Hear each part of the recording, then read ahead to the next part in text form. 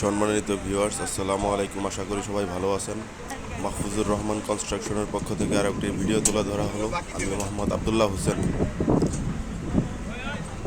আমার একটি প্রজেক্টের ছাদে রড বাইন্ডিংয়ের কাজ চলতেছে, আপনারা দেখতে পারতেছেন।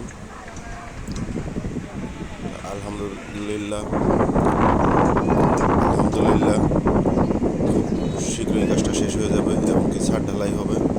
দেখতে পারতেছেন এখানে আমাদের ছাদের ক্রাং টানা হয়ে গেছে এবং কি ছাদের টপ বাইন্ডিং এর কাজ চলতেছে।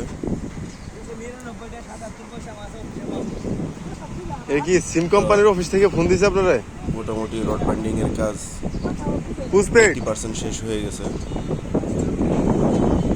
এবং কি বাকি 20% কাজ বাকি আছে।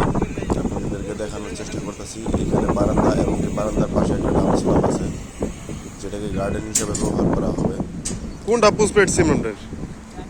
গ্রামীণ দেখতে পারতেছেন লোকজন বেশি এগুলো কবে বন্ধ করে দেন, সিম বন্ধ করে দেন, জান টেহা ভরতে পারতাম না। বাইন্ডিং শেষ পর্যায়ে বন্ধ করলে আপনার লস। এখানে সবচেয়ে গুরুত্বপূর্ণ যে বিষয়গুলো রয়েছে তা হলো তোমার মোবাইলে টাকা নাই, সমস্যা নাই, তুমি কথা কই দিতে থাকো, কাটবো না। চলবে, আপনারা বিশেষ করে খেয়াল করে থাকবেন। নিচে 3-4 ইঞ্চি ক্লিয়ার কভার ব্লক দিয়ে ঠিক রাখা আছে কিনা এবং কি উপরে লিমিট পর্যন্ত শুরুতে লিমিট সেটও করা যায়, আমি এত টাকা পর্যন্ত লিমিট নিব। উপরেও 3-4 ইঞ্চি ক্লিয়ার কভার ঠিক থাকে কিনা সেই মেজারমেন্টটা দেখবেন এবং কি কোনো বিমের রড এবং কি বিমের রিং তলা এবং সাইডের সাথে ক্লিয়ার কভার ঠিক থাকে কিনা, না বেজে থাকে সেটা খেয়াল করতে হবে। এবং কি ছাদ ঢালাইয়ের আগে অবশ্যই তুমি যা কথা কইছো তাই শুট করে দেওয়া লাগবে হবে, কোনো ময়লা যাতে না থাকে, কোনো লিকেজ থাকলে সেটাকে বন্ধ করে দিতে হবে।